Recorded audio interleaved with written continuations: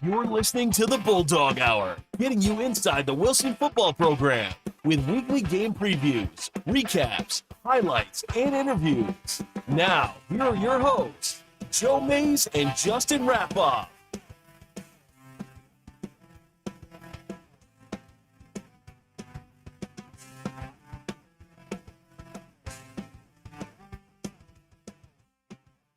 Hello, everyone, and welcome back to the Bulldog Hour. I'm one of your hosts, Joe Mays, and sitting here next to me, like always, is my co-host, Justin Rafoff. Yeah, it's great to be back. Another good news to report this week again. So that's always fun. Yes, we're on a winning streak. 2 games in a row. Bulldogs come out of top against Martin Luther King for the second straight year at Gursky. Yeah. We'll take the victory. It was a big one, 37-0. Bulldogs got a shutout for the first time since the 2019 season. And we got to talk to both players and coaches following the victory, which we always like to do. We like to bring that to you here on the show. And we will talk to Tommy Hunsaker, Cam Jones, and Wilson defensive coordinator Ernie Wolber a little bit later in the program. We will air those for you. But yeah, Justin, it's a pretty good weekend for us. These are ones that we like. Yeah, rooting interest wise, it was a good weekend. So that's always fun. And I mentioned you and I both had that, and another friend of ours, Adam, he also had it. Like, doesn't happen very often. Where Right. The high school team more times than not holds up their end of the bargain. College team, hit or miss. And for all three of our pro rooting interests to all three pull through, different teams, right? Yeah, to pull through on the same day is just not likely. That's a big one, yeah. Right? So we'll take that. It was a good rooting weekend. Yeah, a 3 for 3 is excellent, especially because that 3 for 3 are all actual, real, physical teams. Yeah, they're actual things. Some weekends though we can do 4 for 4. Yeah, but our fantasy football teams are not doing well. Not great. I'm doing okay. Well, I'm doing okay. But see, you're playing Adam, so Right. only one of you can win right, that. so we can't. Yeah. And as we speak, watch Tom Brady go off, and that'll well, put a nail in. But then he would hit 4 for one of us. Will hit 4. Someone will be 4 for 4. Congratulations, whoever that may be. But we're not here to talk about professional football or fantasy football, but we're here to talk about Pennsylvania high school football. And, we did this, I believe, last week, and I think it might be interesting to do again, that it seems as though District 3 6A might be wide open this year. The presumptive favorite had been Harrisburg. They beat us in the District 3 6A final last year. It was a close game, a tough game.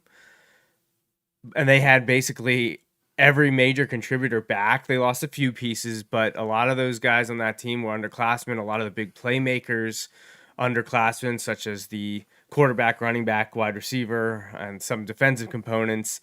And they came into the year looking really good the first couple of weeks. And they hosted Manheim Township on Saturday. And Manheim Township shocked Harrisburg in Harrisburg on a last-second touchdown. Yeah, 4 seconds left. So, it's crazy. Things are wide open. We've seen...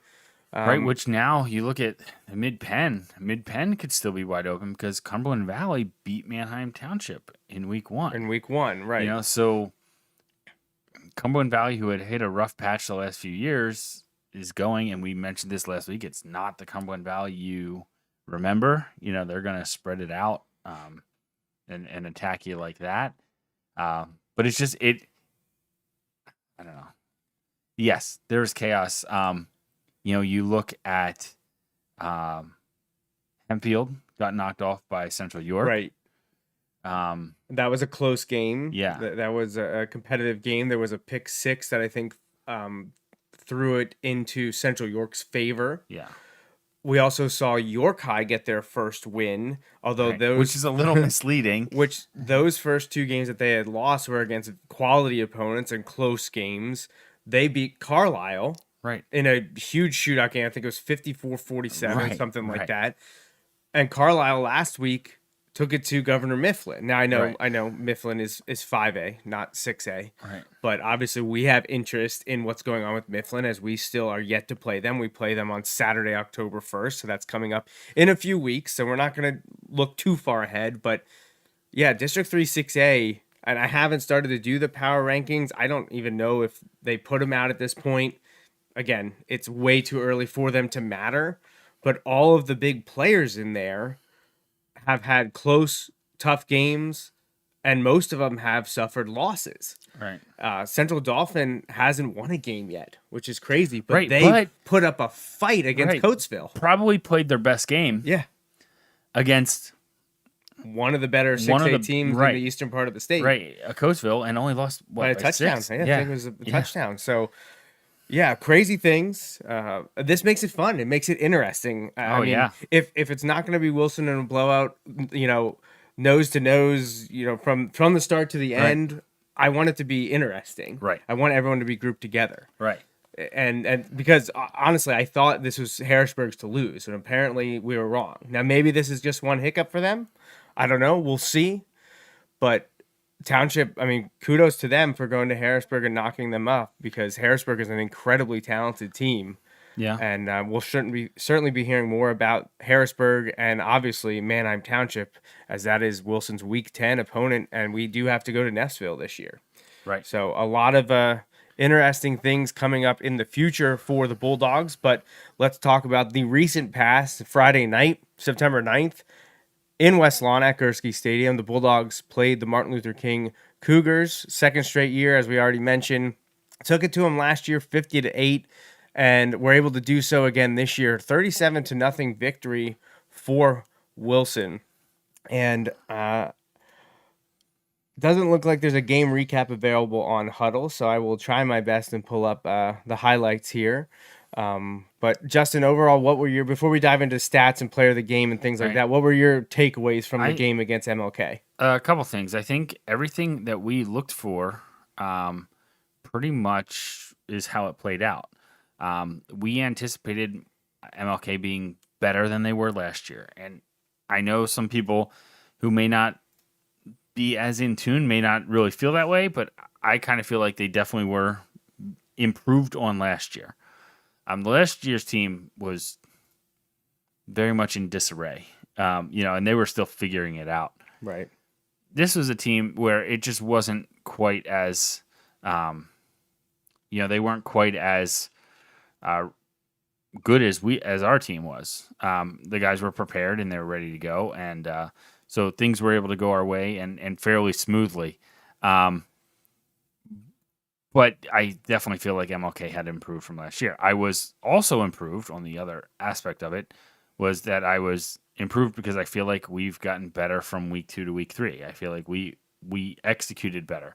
Now, again, it's a little different. MLK is not quite on the same level as CD, and CD is obviously not on the same level as Roman Catholic, who, again, not in District 3, but won their game this week against West Catholic, 31-0. Yep. So that's good. Like, we are, as Wilson fans, it is good for us. Every game that Roman Catholic wins is good for us, to an extent.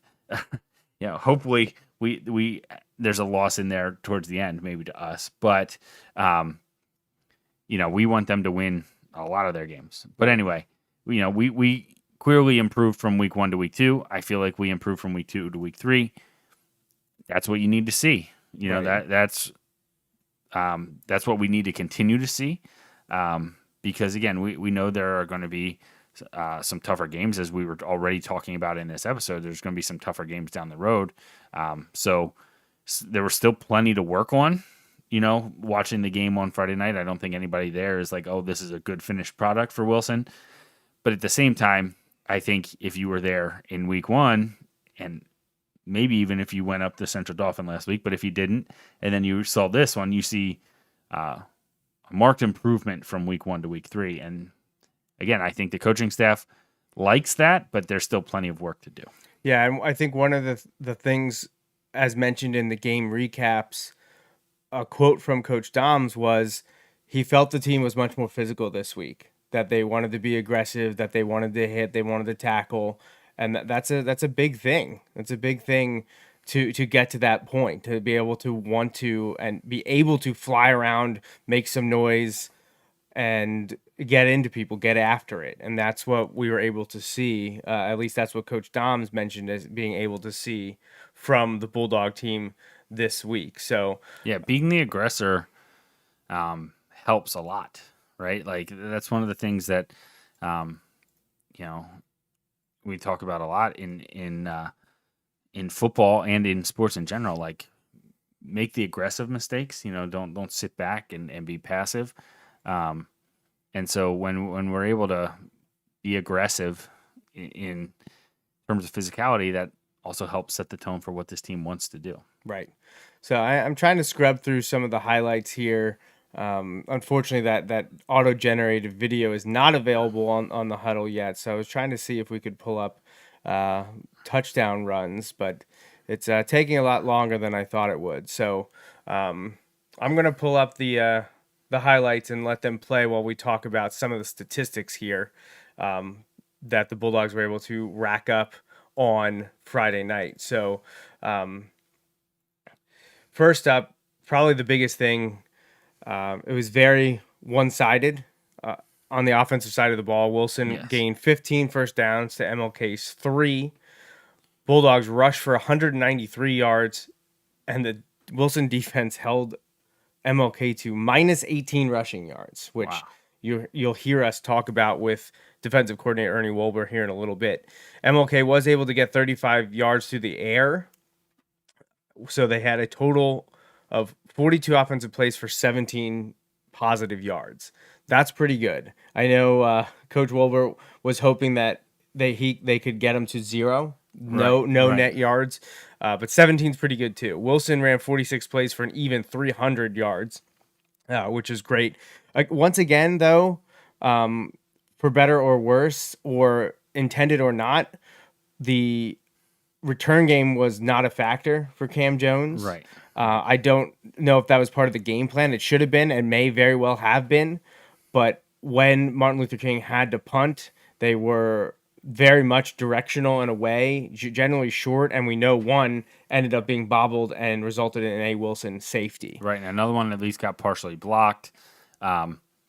So, yeah, the punt return, and they only kicked off once. So, right. Well, I guess twice because of the safety. Yes. But, yeah, so it wasn't, again, not another huge night there, but it's kind of like what we expected. The chances there. But his return chances were limited in a good way for Wilson. Right. Like, again, it was one of those where it definitely still influenced the game. So, all right. So a couple other interesting statistical notes here. The Bulldogs defense held Martin Luther King to 0 conversions on 11 third down tries. They also forced 3 turnover on downs. Wilson, meanwhile, on offense, 4 of 6 on third down and 5 of 6 in the red zone. So efficient. Got it done. It wasn't all perfect. We talked about during the game even that the third quarter when you were hoping that they could put them away, they just couldn't get it done. They were a little sloppy. They made some mistakes. In the end, it didn't matter because the game, it was already 30-0 at the time. It finished 37-0. But that was the one thing that was pointed out, that focus or concentration and effort has to be going until the coaches blow the whistle and tell them we're going to move on and do something else. We're going to do different. We're going to put the backups and we're going to put the second team, the JVs in. And unfortunately, we had some people in there in the third quarter that maybe shouldn't have been in there as long because they couldn't get any more points on the board. They couldn't execute. And it's still early in the season. You want to see things become a little bit more crisp. Right. And we didn't get that in the third quarter. Right. That would I would say. The third quarter was kind of like a little bit of a letdown just from the expectation of what they intended to do. They intended to leave the starters in there, go down, score, get that clock running, and then they were going to start working guys in, and that didn't happen until the fourth quarter. However, to kind of build off of that, I do feel like I was really pleased with the intensity and the level that the younger guys and the next level of guys brought once they were in the fourth quarter. I thought that there wasn't a big drop off. And again, I understand there are lots of factors that go into that, but sometimes, over the last few years when we've seen that, it kind of just gets away from us, and the game's usually in hand by that point, but like you go in and it's just like, oh my gosh, we're just looking to get, but no, the guys were in there. The offense was still moving the ball. The defense was still getting stopped. Like it was good to see that those guys went in and they were able to kind of do what we wanted to do in the fourth quarter. And I know it's a very different scenario than the fourth quarter in week 1, but I know that was a point of focus in week 1, how we did not finish the game, even though it had gotten out of hand. We just didn't do lots of things that we needed to do there, right? Whether the game was decided or not, you need to kind of play it out better than we did. And to see a game that was decided, now again, in our favor this time, but a game that was decided, but still to go out and play to the standard, to use a Franklin line, right? We're playing to the standard. It doesn't really... It was a good thing to see in the fourth quarter. Yeah. So you got to see, at least from the one angle, the second touchdown of the night, which was a nice pass from Tommy Hunsiger to Austin Velikevich to put Wilson up. I guess it was it 13-0 at the time, because one of the extra points, I believe, was missed. Did that happen? Am I making that up? No, I don't think we missed one. Did this one? Okay. We got the safety, which threw the off safety. the weird Okay, numbers. that's right. That's the weird safety was the weird point. Not a missed extra point.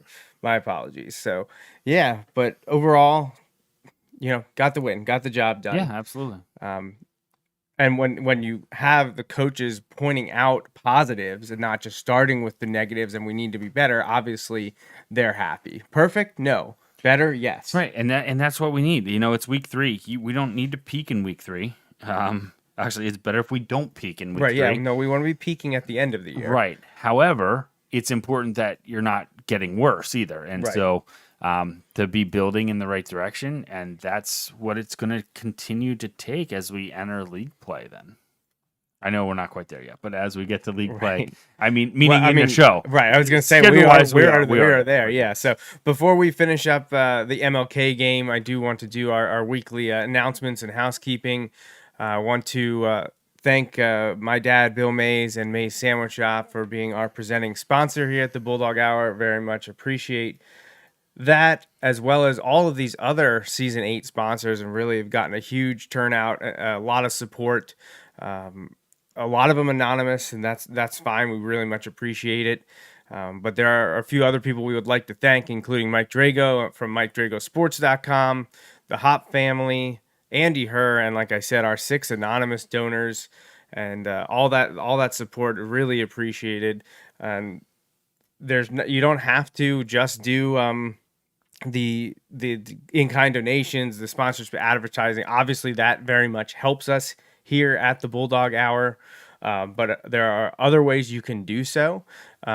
Visiting the website, bulldoghour.com, is a big one. There's a lot of information on there. You can see a whole bunch of history, statistics, past, present. The Heritage and History Archive is growing all the time. I'm always working on that whenever I can find a spare minute or two. So I love when we go somewhere and home games or away games, and someone comes over and starts talking to you about things that they saw on the website and how they've been looking at whatever year, and they start talking about that. Like that's really cool. It's also helped me so much that on the fly now, when someone's like, when did this happen? Or you remember when this happened? And a lot of times I can now go to the website and I can literally just pull up the article from the game. And not only are the articles on there from the Red and Eagle, if I could find them, they're now on there from the Lancaster, Lebanon, and other surrounding newspapers that featured a game recap of the Wilson game. I do not have all 75 plus seasons done yet. Why not? But I'm kidding. I'm hoping in the next few weeks to have all the way from like 1987. I want to say to current, but there's a gap in the 2000s that I haven't filled in yet. But all of 89 through 2003 is completely done, and actually has been done over again to add clips from the Lancaster newspapers to go with the Red and Eagle stuff. So there's a whole bunch of things on bulldoghour.com. If you're not on there, you definitely should be. And recently we've been getting subscribers on the YouTube channel, which is great because this show is broadcast on the YouTube channel. You can, hit the like button for the videos. That helps us a lot. Subscribe. Absolutely huge. Get the notifications. Hit that bell. Yeah, hit the bell. Smash that like button and hit the bell. on YouTube. That's great.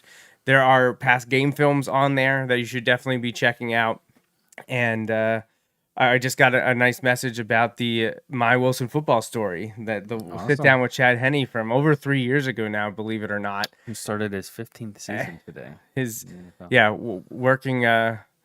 Working as the backup to Patrick Mahomes of the Kansas City Chiefs again, and they look great today. So think about that. I mean, I know 15's right on that edge, but like his NFL career is almost older than some of the players on the high school team. Yeah, you're absolutely right. That's that's hard to imagine. So, yeah, best of luck to Chad Henne and the Kansas City Chiefs on his NFL season. You can read about Chad Henne and the Kansas City Chiefs on the Bulldog Hour. You can check his senior season out, which was the fall of 2003. But speaking of teams from that era, on Friday night we had the annual Wilson Football Tradition Club reunion go down, and this year was the 20th anniversary of the 2002 football team, which happened to be my senior season. So I was very excited about that when that came up a few years ago, because believe it or not, we have these planned out because we're doing them for anniversaries. So we have to figure out, which ones are marking key anniversaries, which teams haven't we done, or teams around it, because we don't want to do a team and then a year later do two classes from the same team. Like right. you want to space it out. We want to hit all eras and all decades. So 2002 was up, and we got to hang out. And I know a lot of the guys and people were able to come out and hang out and get recognized, and that was a lot of fun. And appreciate Willie Copeland being there to take pictures, since I was busy joining the group being recognized. I didn't get to do that, and Willie obviously filled in and took some great pictures, as he always does. And that is definitely another way that you can help support not only me here on the show by purchasing photos. Do so with Willie Copeland and Fred Maurer. They both take phenomenal pictures. And they put in so much time. And if you're at a Wilson event, you'll see them. You know, like they do so much, and they produce great photos. And it's awesome because they capture a lot of those memories that kids and parents and families and everybody are going to have. It's fun getting to see those guys at all the games. Yeah, getting to know them at least through that lens. No pun intended. Well done by you there. Yeah, I've been waiting for weeks to use them. Yeah. So I didn't post more than just one picture, but this is the only one. Of course, I didn't make a slide for this. I don't know what I was thinking, not making a slide for this. So they got to. I walked out there with players, coaches, and a few returning athletic trainers. I think there was about 12 to 15 of us. Yeah, it was awesome. Which was great. It was fun seeing all those guys. A lot of them, I was like, oh yeah, I remember them. There were a couple where I was like, I couldn't have picked that guy out of a crowd, but most of them I could have. No, it was a lot of fun, and I appreciate everyone coming out and being recognized, and hopefully telling a lot of tales and having a lot of fun and reminiscing. And appreciate everyone at the Tradition Club, President Barry Aiello, Hallie Vaughn, Trevor Vaughn, my dad, Bill Mays, and a few other members of the club that were there to help set up and keep things rolling. And it was a lot of fun, and always great to be part of a win. So yeah. And that's what we got. So I think it's time, though, to give out our player of the game. And we talked last week about how we could give this award every week to Cam Jones, but last week we decided, we went a little different direction. There was a handful of guys we talked about. We ended up going with Tommy Hunsaker. And this week, we're not going with Tommy. We don't like to do back-to-back. So Tommy had a great game. He had a really good game. And that's another area when I say getting better each week, I feel like you can see Tommy getting better each week, which is awesome. Yeah, he had 8 rushes for 68 yards. He also was 11 of 18 for 107 yards, and he had the touchdown to Austin that we talked about. Another strong night was from Eddie Case. He had 5 catches for 80 yards and also was contributing on defense as well. But, in the end, when you score 4 touchdowns, I feel like you kind of the guy. It's hard to go a different direction. Yeah, and I believe he did talk to one of the writers that was there, saying that he felt like he stole 2 touchdowns of those 4 from other people that were more deserving, that had done the dirty work, were the ones with all the grit to get to that, and Cam just was the one who got the handoff then at the end. Right. One of them, I believe, was for Amir. I think Eddie got Eddie got, that's right, on the long, right, where he stretched out, and Eddie stretching out covers a good amount of distance, just but it wasn't another quite there. yard short. Right. So, and Cam's number was called then to capitalize there. So he ended up with 4 rushing touchdowns, and he just had another phenomenal game. Once again, playing a lot of snaps out of the backfield as Cleveland Harding not yet ready to go, still nursing that injury from week 1. But Cam had 9 rushes for 47 yards and the 4 touchdowns. He also had 1 catch for 16 yards, and always up to the task defensively as well.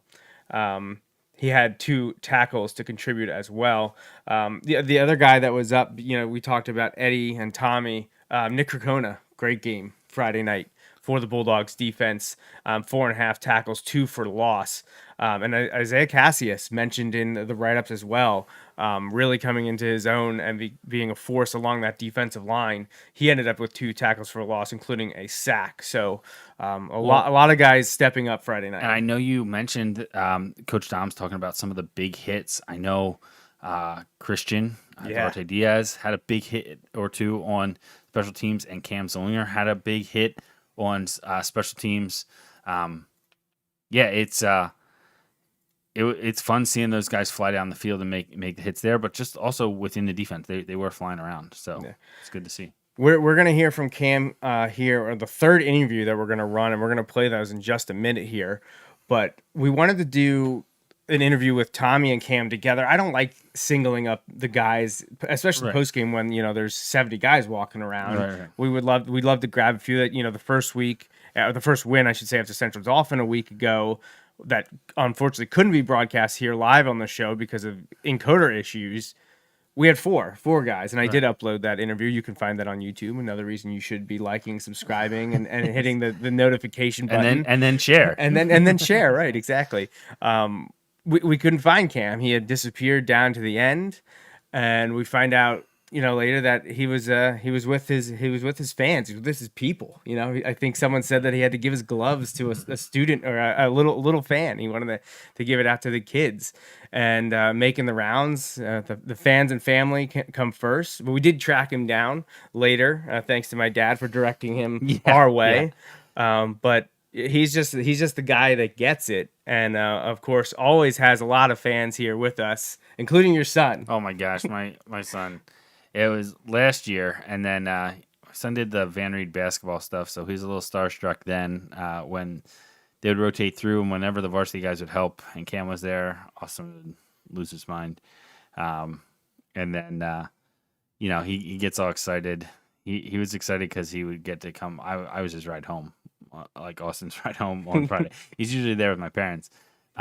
So after they won, I said he could come out with me, and he got to see Cam, and he was losing his mind over that. And Cam's so good about it, which is awesome. And, and seeing lots of the guys. My son's always asking me, how's Cleveland doing? Because Cleveland in the spring, the football guys went out and did like the buddy stuff, and they would go to the elementary schools and read to some of the kids. Yep. And Cleveland was going to my son's school, and so he's always asking how Cleveland's doing, and like just things like that, which is awesome to see. It's cool to see with Cam because we've known Cam a long time. We also known Cleveland a long time. Yeah. Seeing some of these kids grow up, and how much the younger kids really look up to them, and it's cool to see them kind of embrace that, which is fun. For sure. So we're going to hear from Cam again. Like I said, he's going to be our third interview of 3. He will be the last one.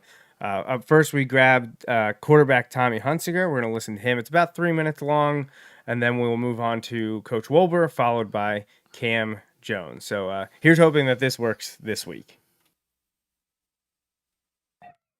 All right, we are here post-game with Wilson Junior quarterback Tommy Hunsiger. Tommy, second straight win, your third start of the year. How are you feeling now after the defeat of Martin Luther King, 37-0? feel we're bouncing back pretty well. First game was rough, obviously, but we knew we were better than that. Worked hard in practice last couple weeks, and it showed last couple games, big wins. Tommy, you had a passing touchdown, went over 100 yards, also rushed for 68 yards. Your backfield mate, Cam Jones, who snuck away from us here, don't know where he got to. You handed the ball off to him 9 times, and he scored 4 touchdowns tonight. So what's it like having Cam as a weapon on offense, and especially last 2 weeks, seeing him more in the backfield with you? Yeah, it gives me a little relief. He's going to make a play some point in the game. And the other team's always got to look for where Cam is. So, that helps out the rest of the team, too. Makes it a lot easier, honestly. So. We've been listening to a lot of interviews you've done, reading interviews you've done with, the likes of Paul Roberts and Mike Drago.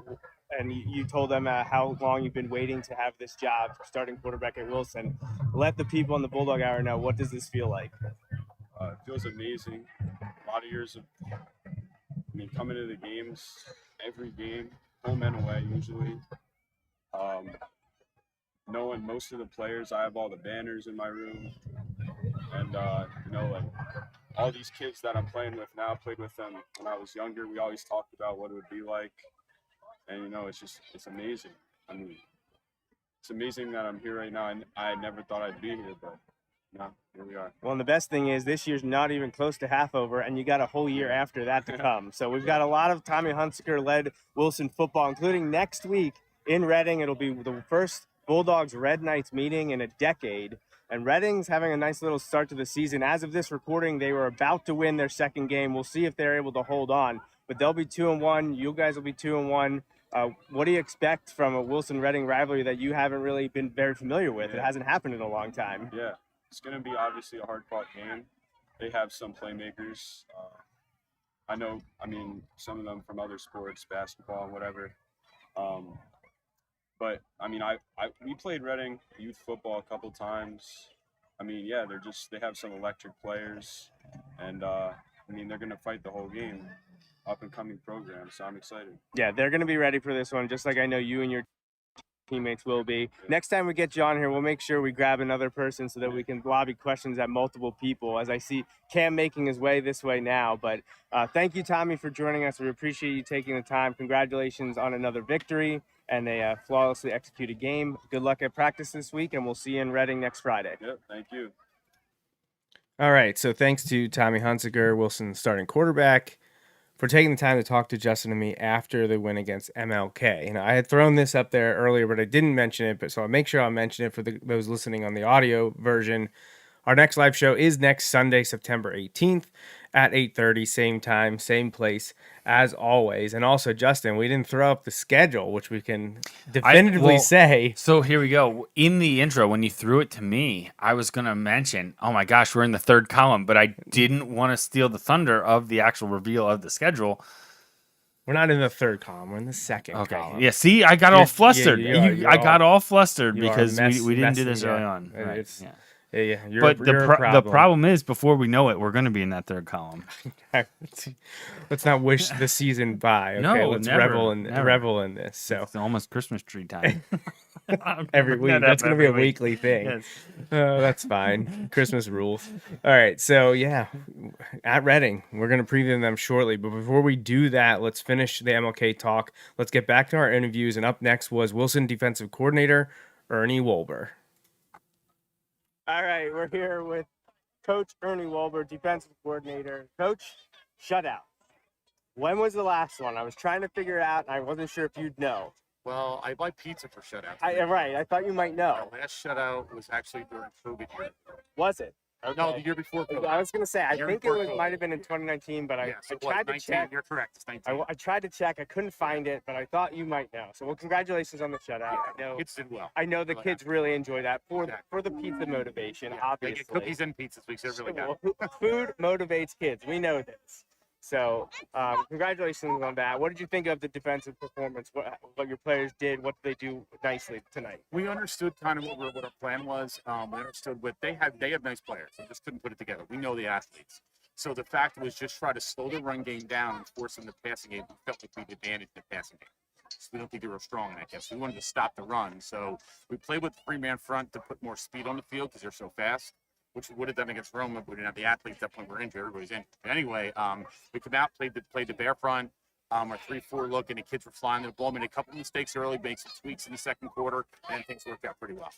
Yeah, I would say so. They had negative 18 net rushing yards. That's pretty So good. that's pretty good. I like that. When you send them backwards net, that's well done. I'll So take that. now that we're 3 weeks in, you've had 3 examples. How do you feel about your defense as a whole 3 weeks into the season? We're coming together. We're getting healthier. We're starting to understand the schemes. We're trying to we're trying to two platoon more to get people rolled through. If you notice tonight, we're running linemen in and out, trying to keep people fresh. I'm happy where we are, but we still got a ways to go where we want to be. We added some things this week in practice, but we want to go beyond that and become a more multiple defense. And that's our goal. That's why the first 2 weeks we played a 4-3, tonight we played a 3-4. We're trying to become more multiple, and that's going to make us better in the long run. You're a pro here because you already hit on 2 things I was going to ask. How do you feel about depth, and are you still adding stuff to your scheme? So we'll check those off. You Okay. already got it. Yeah. Reading next week. Haven't played him in a decade. Does that pose a problem because you can't use any past film at all because there's nothing recent? Do you like coming in fresh? How does it make you feel playing a team that either you've never played before or you haven't played in a long time? I'm uncomfortable. I like to know what schemes are, like what they like what they want to do, and it's tough to find that out in 3 weeks. So I like to know more about them. I'll watch games from last year, film. I'll watch as much film as possible. I'm a film geek, so I'll spend hours in every film I can possibly get on people. We're gonna get 3 this year from the Reading game, so hopefully I can figure something out. I mean, I think they're pretty spread. They have a good athletic quarterback. They have athletic receivers. I don't know if they have a front. That's going to be trying to figure out what they have up front to figure out what's been our best advantage play defense. So no, to your question, I don't like. You don't like it, yeah. That's kind of what I assumed. Yes. But so Wilson Reading hasn't happened in 10 years. It's been a long time since the Red Knights were able to best Wilson. Even longer since they were able to do it on their home turf at Albright. By the way, where are we playing? It's Albright as Okay. far as I know. I feel like Okay. that was a mistaken identity. I know we were talking about maybe it changing, but no, I believe it's Albright. Okay. So that makes sense. That's where it's been. I'm happy there. Yes, I know exactly. where You know- we're going at least. Sure, you know. Yes. That comfort is key. Yes. So the Red Knights are on a little bit of a winning streak, or I should say, coming into this interview, they were still winning in the fourth quarter against Redline, which would Okay. have them on a 2-game winning streak to match you guys. And I know their confidence is going to be sky high because they've been doubted all season. No one thought they'd win last week at Muhlenberg. People doubted them. This week against Redline, everyone doubted them, Mhm. and they're about to pull that upset, so it would seem.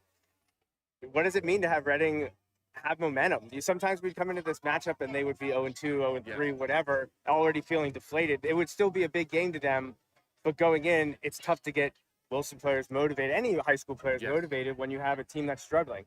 Reading on paper, not struggling. How does that different game plan or motivation for your players? I think our kids are more excited to play. Next week they have an opportunity. A lot of our kids play basketball, have been beaten up by them the last few years. So that possibility is a motivation too. Our kids can't wait to play them. We see them in 7-on-7 a few times. Not this year, but in previous years. And we've had good runs with 7-on-7. They have a nice 7-on-7 group last year. Well, 2 years ago, win against them. But no, our kids are excited. I'm excited. It's good for Berks County football. I think the LO merger, I was all for it all the time. So I'm glad it finally happened. But our kids are going to be excited to play Reading. They're going to be excited to play us. And I don't think it's going to reach the 2000 plateau of that game.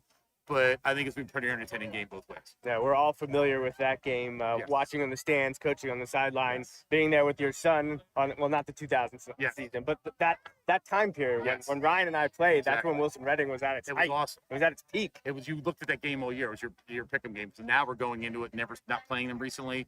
We don't know a lot about them. I mean, they know, trust me, they know everyone, our kids, and everyone our kids know their kids. But as coaches, we don't pay attention to that. So we have a lot to learn this week. I'm going to go home and actually work on a film tonight pretty late. I have a wedding tomorrow, so I'm going to work pretty late tonight. Well, make sure you grab a Chocho or 3 and consume that film. There you go. And then hopefully we can maybe check in with you next week after another Bulldog You know victory. what? I'd like that a lot. All right. Thanks, Coach. No problem. Thank you. Have a good night. All right. So to answer the question, because both Ernie Wolver and myself were wrong, thinking it was 2020 or 2019 that the last It was the class Wilson of 2019. That's right. It was the graduating class of 2019. No, crazy enough, as good as those teams were the last few years, no shutouts for the 2021, 2020, or 2019 teams. We actually have to go back to 2018, and there were 3 of them that Yeah. year. And coincidentally enough, Red Lion was the most recent, 36-0 in the district playoffs, and that's who Wilson's next opponent, Reading, just beat Yeah. to move to 2-1. Wilson also shut out McCaskey in The week 2018, the before. week before, so back-to-back shutouts for Coach Ernie Wolber and his defense. And earlier that season at Penn Manor, Wilson won 44-0. So yeah, 2018 was the last time Wilson had any shutouts. So it had been a few years for the Bulldogs defense, and they got it done Friday night against Martin Luther King. But last interview here, we are going to talk with the man himself, the Bulldog Hour player of the game from Game 1 and Game 3 of 2022, Mr. Cam Jones. And then we'll be back to preview the game against Reading. All right, we are here post game with Wilson Junior quarterback Tommy Hutzer. Tommy, when was the last second straight win? Third start of the year. Last 2 weeks. How are you feeling now? Right, I thought you might know. What does it mean to put the offense on your shoulders like that, and your teammates know what's coming? Did you feel pressure from that they just think of it, electricity is just going to happen? I mean, it's a lot of reps and practice, so the pressure's not really there. I mean, I can't do anything without the line that we have. They're tremendous, and they move people off the ball. It makes it easy to run. 4 touchdowns. Do you know off the top of your head? Because I don't. Brother ever get 4 in a game for Wilson? I do not think so. Little bragging rights. I'll have to check and double check on that. I just thought about that. Yeah, so 4 touchdowns tonight, all on the ground. Cam, since we last talked to you in the preseason, you also were able to make a commitment to your academic and athletic career. You're going to be going to Holy Cross, and we just wanted to ask you, what made you choose Holy Cross? Why are you excited to go play for them? When I took my visit, it was kind of just the place to be. I mean, the coaching staff, everyone was loving. I mean, they recruited me to play corner. I was the first corner offered. I mean, and then the athletics, I mean, the academic part is always there within the Patriot League. Can't go wrong with that. And then from the football standpoint, they're on the same defense that we run here, so it's going to be easy to pick up and kind of get on the field as a freshman. That's awesome. I didn't realize that you were the first offer. That's awesome. Well, congratulations on the commitment. You made an excellent choice. Holy Cross has been doing really well in the Patriot League of late, so I'm sure they're excited to get you on the field. So we don't want to keep you too long, but next week you get Reading. First time Wilson Reading's happened in a decade. I know you're familiar with some of those players for a lot of basketball-related things. What's it like to play Red Knights Bulldogs? What does it mean? I don't really know what it means from the football standpoint. I mean, when it comes to basketball, it's a little different. It'll be – well, Dom's talking about a rivalry, so it'll be good to kind of bring that back and kind of see where they're at.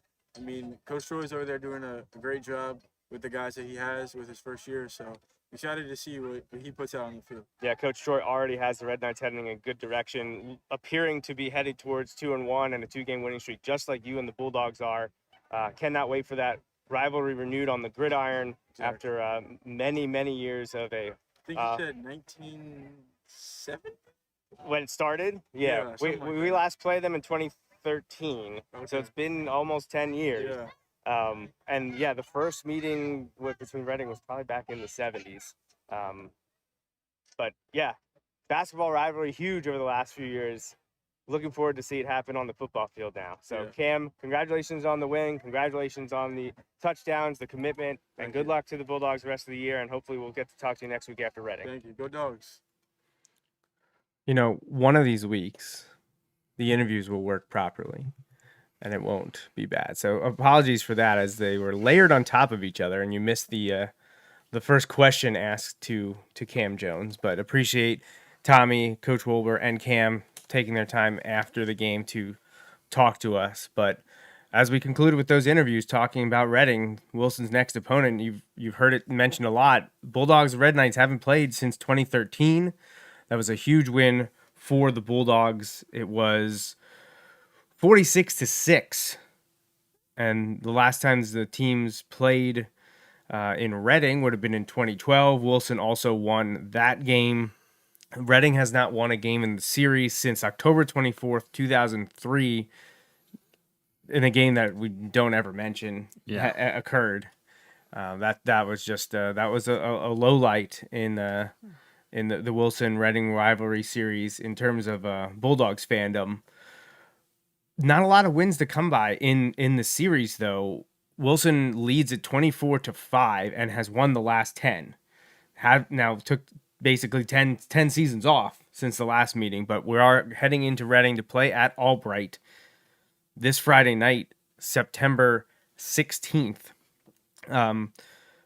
New head coach for the Red Knights, doing a great job. He was a member of those teams when Wilson Reading was at its peak in the early 2000s. He knows. He knows all about it. He played in the games in 2001, 2002, and 2003, in which Reading won 2 of those 3 games. Reading has not won a home game in the series since 1992. So there's a lot going on here, a lot happening. I'm just trying to think, and this is such a statistical anomaly, think about it. He's probably the only coach that Wilson. Well, he's probably the only coach that has a winning record as a player against Wilson. You know what I mean? There just can't be that many, and he is one. So I don't know for certain if he was pulled up as a freshman, he would technically be 2-2. Right. I don't know that he was. I don't know how the program operated. I don't know if he was on the varsity roster for the 2000 game, which was quite possibly the greatest game that he ever played in Berks County, at least back then. So yeah, I don't know. Coach Troy, great, I believe, linebacker for the Red Knights on those fabulous teams in the early 2000s. But that was just a little side note. That is an interesting, for sure. That's man. I know. That's not something that it had even occurred to me. So, but to kind of get back to the thing, he has Reading moving in the right direction. They're 2-1 so far this year. They lost week 1 to CD East, who Wilson isn't unfamiliar with. We haven't played them the last few years, but we faced them a number of times in the last decade or so. And so CD East, while they've been not as up as they had been a few years ago, is no slouch of a program.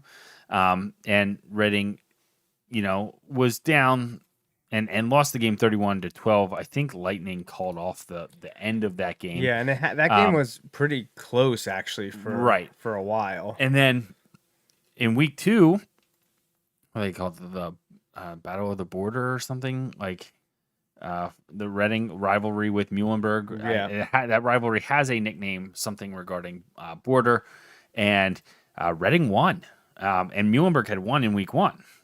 So to see Reading get that win was good. And then, they were going against Red Lion, who we've said, it's kind of up and down, but has made districts off and on throughout the last 10 years or so, and honestly, even before that. But Reading won there, they won against them. I have no idea if it was home or away. But so for them to win 2 in a row, won 2 out of their first 3.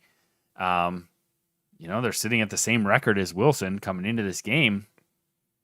They've got some positive momentum as well. So, I'm sure, we sat here earlier in the show and we talked about how we saw improvement from week 1 to week 2, week 2 to week 3. By all accounts that we're looking at, it looks like Reading's seeing a lot of those same things. Yeah. And, we heard Cam talk about, and Tommy, a bit about their athletes, particularly their basketball players, are some of their big go-to guys. Amir Burdine and Ruben Rodriguez. Ruben Rodriguez had a big game on Friday. Yeah, he did. So it's going to be fun. It's going to be interesting. Shocking. A kid who's a Division I athlete is Right, also good at other sports. Imagine that. What a shocker there. So the biggest loss for the Red Knights was Deshaun Wilson, who was their everything last year. Amazing player. But, I already mentioned Amir Burdine being back, Xavier Beatty, Romeo Fuentes, Gabe Lewis, Kareem Martinez, David Philiston, Jose Torres. And I know Coach Troy over there is really hyped about the youth size and potential in the linemen, which is how you're going to build back a program. Absolutely. So if they can start to win in the trenches, they're going to be a force just like when he was a player. So and I hope they can continue to win in the trenches starting 2 weeks from now. I was going to say, starting in week 5. Right, yeah. Starting in week 5, I hope they really start to put it together. Looking at Reading's schedule after Wilson this coming week, they travel to Millersville to take on Penn Manor on the 23rd. Then on the 30th, they welcome in Cedar Crest, followed by McCaskey and Township, all at home. So 3 straight home games for the Red Knights at the end of September and into early October. But honestly, we don't know what's going to happen with Wilson. And obviously, we'll have a better gauge of the Red Knights after we see them on Friday. But there's no reason that they couldn't be in contention with Penn Manor, Cedar Crest, and McCaskey. Right. Like, yeah. That is definitely a possibility. And man, what an incredible story it would be for them to have a winning record in the first season under Coach Troy and back in the LL. I'd be really League. happy for him because everyone we've talked to, we've had people on the show and they've really talked about everybody's had really great things to say about Coach Troy. And like we said, this is another one of those where I wish them all the luck after this week. Right. I was happy to see them win against Muhlenberg, and that's nothing against Muhlenberg. I'm happy for them. Happy for Coach Troy who stepped in there, and he's got that tie to the program. And we say that it's not just like, I feel good. No, we remember like those games. Like those games stick out to us, and it was incredible, and the kids ask us all the time. They're like, wait, because they know. We're like, yes, those years were insane. The craziest high school game I ever saw was that 2000 game, and it's really cool. I say LL football, but like especially the Berks corner of that LL football it's so cool when Reading and Wilson are going at it. We've seen it in basketball where Reading is a state title contender year in, year out, and Wilson has been able to make runs here and there. It's been awesome. It's so much fun. And when we were in high school, that also was on the football field, and it was really cool to see. And I just think it's fun. It's good for the league. It's good for just competition all around. Right. Oh yeah, for sure. So, yeah, I mean, it was one heck of a game. I'm trying to see how quickly I can pull up highlights from it, because it was fantastic. There it is. Looked like it. So, yeah, big story, big rivalry, huge opportunity. Excited for it to happen. Like you said, it's for Berks County football. It's a really great thing to have back the Wilson-Reading rivalry. 10 years off, everyone's going to be hungry. Everyone's going to be excited, and we're going to get to take a look. So, I don't know. There's not a lot else to be said about Wilson-Reading that needs to be said, but if it could get back to the heights of 2000, that would be a fantastic thing. Because it was fun to be a part of, and people talk about it all the time. And I believe it was voted the best Berks game ever in Berks County. Right. Well, I think did Draco do a countdown a few years ago where he did like the top 10 best games? I thought he did, but I could be mistaken. But yeah, there were so many people at that game too. It was insane. It was unlike and like I said, I'd been here a few months, and it was just unlike anything I'd ever seen. Well, yeah, because at this point you are still a student at Columbia, right? Well, no, this was my first year. This is my junior year. This is your junior year, right? So this was my junior year. Okay. So yeah, you'd only been here for like 3 months. Yeah. Right. Yeah. 2 or 3 months at this point. So still the first marking period at Wilson. Yeah. Yeah, but it's so tough to describe what was going on. It's so funny. Everyone has a story about where they were and what was happening. You see that? Like, look, it is packed in the end zone. The stands, like, those are end zone stands that are packed, and like people are standing on the hill there. Actually, it's probably not stands. It's like the hill there that people were standing on. Wilson was down. Yeah. Relatively big. Yeah. Yeah, I think, what was it, 19-6 or something like that at Something like that, halftime? yeah. 18-6. I forget. I missed the scoreboard there. But yeah, things weren't looking good No. in the 2000, October 2000. It turned out all right. Yeah. We talk about, everyone has a story. Everyone that was at that game. Obviously, my story is I was on the sideline. So I had a pretty good vantage point for it. But you were there. Yeah. With your dad, right? Yep. My dad is actually in a building next door watching it from. Oh, really? Yeah. I didn't know that. Yeah, our neighbors, I believe, worked at the building and, Okay. and knew the ownership group, Nice. and he was watching from above. Didn't have to worry about getting into the capacity crowd that was in attendance. I've never been to a more crowded high school football game. Firestone to Roland touchdown. Yeah, that was.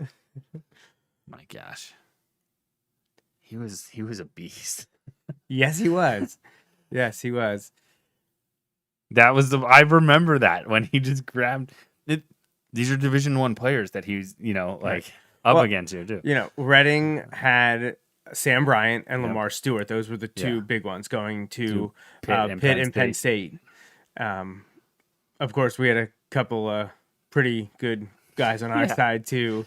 Yeah, we had a few Division I guys on this team too. When you think about where everybody ended up, that was amazing. Well, we've talked about this in the past. Heck of a throw by a freshman. Yeah, the star power in the LL League in the early 2000s. Oh my gosh. And Reading, Wilson, Wilson, and one loss can keep you out of districts. Yeah. Because they only took the top 4A schools. Yeah, so. Oh my gosh. So it's 25-22 at this point, and Wilson is trying to drive down the field to score a touchdown to win the game. And it's coming up right there as Kurt Riker throws Drew Kendall into Was the making end zone. sure he got Yeah. into the end zone. Yep. Fantastic. So there's just a few minutes left in the game at this point. Right. But all the way back. All the way back. It's just There it is. beginning. Winners. Yeah. That was a heck of a game. Yeah. So unreal. Hey, let's get back there. Let's get back to that point with Reading Wilson is as electric as it Right. was in the early 2000s, 2000 to 2003. The 2000 and 2001 games were very close. The 2002 game and 2003 games were not. Right. The teams still very much had great players on both sides. Oh, I know that guy. Yeah, you know that guy, huh? Man, what a game that was. So, yeah, awesome. Good to finish this episode with a look back on the Wilson Reading game from Yeah, that was fun. 2000. And yeah, awesome. That is one thing that stands out from the 2000s era of Wilson football that I'm so thankful is these highlight videos, because there's not, I feel like there's not a lot of places that have things like that. And even Wilson, like, we only have a handful of years of those. Mr. Dallas did a fantastic job putting those together and having that, because you know, we have like the huddle film and the game film for a lot, Right, a large portion of the games in Wilson's library from 75 plus years of football. And while that can capture a lot, it can't capture everything. Well, you don't get those sideline views, Right. and to have it for those, literally all of my seasons are caught like that. That's cool. 2000, 2001, 2002 all have those sideline highlights, interviews with coaches, and even being in there during like the dinners before the game, like we used to have in the cafeteria. Like we have and they're all posted. I posted them all on YouTube. Again, YouTube is a great place to go. Like, subscribe, hit the notifications, and all that good stuff. But yeah, anything else to say, Justin, about Game 3 against MLK or Game 4 coming up against Reading? No, just kind of what we talked about. Reading has some momentum going.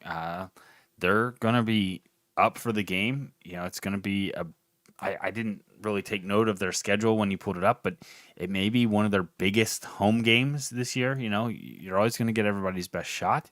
You need to go in there and continue to improve. We improved each week. We need to improve from week 3 to week 4, and play the way the coaches have you prepared to play, and be ready to bring that intensity. You talked about, Coach Dom's talked about how we stepped up the intensity this past week. We need to do it again this week because Reading's going to be ready. Yes, for sure. Well, we hope everyone had a wonderful weekend, enjoyed the Wilson victory, enjoyed whatever else you were able to do. We're just thankful and happy and excited and ready to roll. So things are looking up. Couple teams coming in on winning streaks, 2-game winning streaks for Wilson and Reading. So yeah, it's exciting. Should be a good one at Albright on Friday, September 16th. That's the game this week.